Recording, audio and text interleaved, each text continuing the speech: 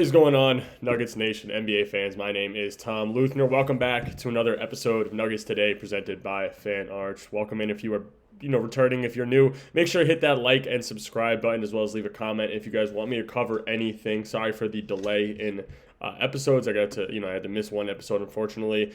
Things are just getting a little crazy with the holidays coming up, but I am getting an episode out for you guys today, so that is what matters. I do want to talk about the Suns game a little bit before getting into the Mavericks game coming up. And the one thing I want to talk about and start off with is just the turnovers for Denver.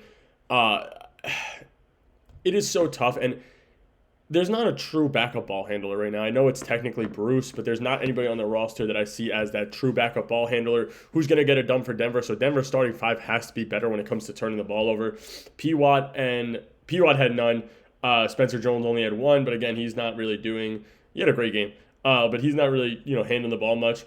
But you look at Jokic, Jamal, and Cam, and they're combining for 13 turnovers. Like there was like a 90-second span where there's two turnovers back to back from Jamal and Jokic, and you just can't have that. And some turnovers are just dumb. We saw it a little bit in the prior game too, where P-Wad's getting the ball or Jamal's getting the ball rather. Maybe it's Cam.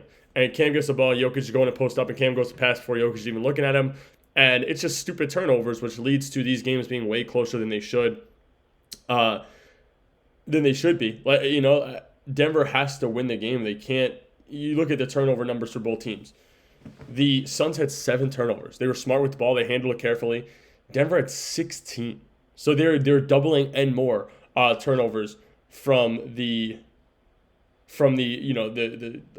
opposition. So you have to be better when it comes to protecting the ball, especially when, like I said, you have one real ball handler in Jamal and everybody else off the bench is going to come in. And the bench, they didn't turn the ball over much. You have one turnover in the entire bench unit. Sorry, 2 turnovers in the entire bench unit. And it's Jonas and Bruce, who Bruce played pretty well. 10 assists to 1 turnover. That ratio is great.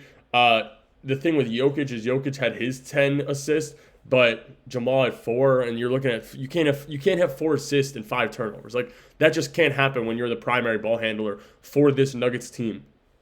I'm gonna get to Jamal as well in a little bit, but like I said, like good game offensively, but you just have to protect the ball better. You can't sort of screw the backup or the second unit by have your 2 stars turn the ball over more than anybody on the court. So you look over at the Suns as well, and nobody on the Suns had more than 2 turnovers. Like you can't afford to have Jokic and Jamal turning the ball over like that. And the Nuggets end up blowing them out 130 to 112. But I feel like the first quarter was way too close for comfort. Watching the game, and everybody's overreacting. Obviously, the Nuggets only win 30 to 25 the first quarter. They lose the second quarter 35 to 33, and then they just took off in the third and fourth. But that first half should not have been as close. Denver just needs to protect the ball a little bit better, and just genuinely, set that second unit up for success.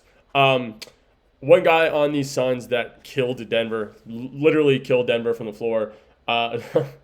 Dylan Brooks, who isn't the guy you would think would dominate Denver. You'd probably think it was Devin Booker. Booker at 24, 4, and 7, shot 0 for 4 from the three-point line, but he shot 15 free throws. You're allowing a guy to shoot 15 free throws. The most free throws on the Nuggets was Jokic with 11, but Booker goes 14 for 15 from the floor, so he has 10 points other than free throws.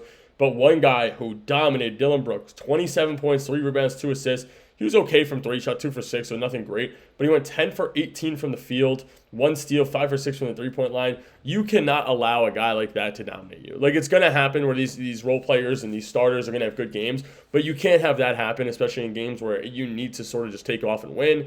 I'm glad that he was the only guy that was able to really beat Denver, but I just feel like Denver's so slow to, get out to the three-point line this year, But and you saw Brooks take, like you said, he took 6 threes. Early in the game, he knocked one down from the corner, and he was just wide open. Like, he's by himself. There was nobody near him, and you can't allow that to happen.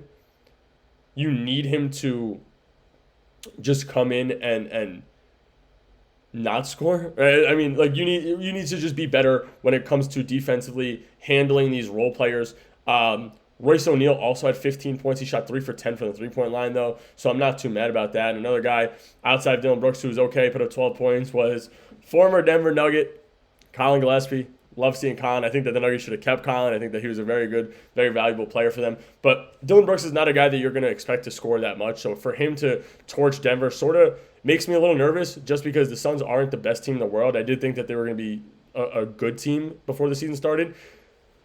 You can't have Dylan Brooks be the guy that's going to torch you. Like, that just can't happen. I know that I'd be fine with Booker doing what Booker does and scoring, but you can't have Dylan Brooks or those kind of role players come in and just dominate you. That can't happen because you need Denver to beat these big time teams like the Thunders, like the Lakers. And if that's happening, what's going to happen when it's Jake LaRavia putting up 30 for the Lakers and Luka having 30 and LeBron having 20. Like, you cannot allow these things to happen just because you have to, like I said, those superstars I'm fine with if you can outplay them, but the role players are players that I think that you need to lock down. Dylan Brooks, who's not the best shooter, you can't allow 27 points for Dylan Brooks. Like, that just can't be something that's happening.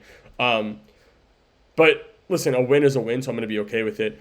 Talking about Canadians, I believe Dylan Brooks is Canadian. We're going to talk about Jamal Murray a little bit. Jamal, in my opinion, is having the best season that we've seen from him, other than the season right before he tore his ACL, where he was just he was insane. He was a nuts player. Yesterday, or 2 days ago rather, he put up 24, 3, and 4. Like I said, the turnovers were okay. But he shoots 5 for 7 from the three-point line, 8 for 18 from the floor. I'm fine with the shooting from the three-point line, 50% clip. He has been, unconscious from almost everywhere on the floor. It feels like when you need somebody to take off, it's going to be Jamal. I don't really know what's up with Jokic, where he's only shooting 7 shots. I mean, he shot 100% yesterday.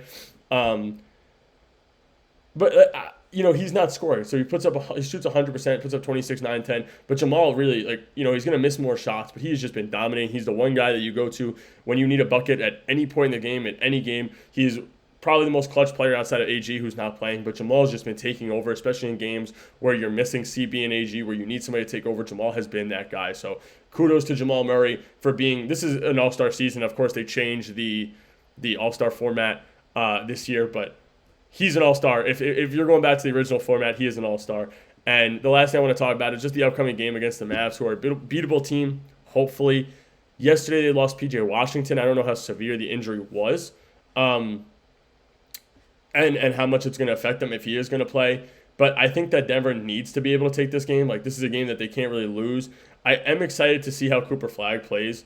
I haven't been able to watch many of the Mavs games, but you look at their injury report, and this is, as of the day or the time this recording, the injury report for them is Anthony Davis, Daniel Gafford, Derek Lively, Kyrie Irving, Klay Thompson, Dante Exum, all out.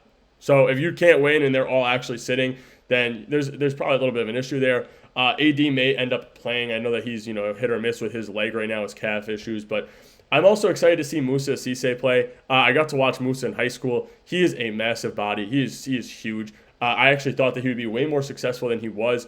Sort of got into the NBA late. I don't know if he's still with the team or if they're going to send him back down. I know that he was on I think it was either a 2-way or a 10-day, but if he does play, I'm excited to see him play. Like I said, I watched him in high school, but I think this should be a winnable game for the Nuggets. You just can't. It can't be a bad loss where Jokic is trying to figure everything out. But like I said, should be a winnable game. That's all I got for you guys today, Nuggets Nation. Make sure to hit that like and subscribe button. If you guys want me to cover anything, let me know down below, and I'll get to it later on. So hopefully we can see a nice little win against the Mavs here.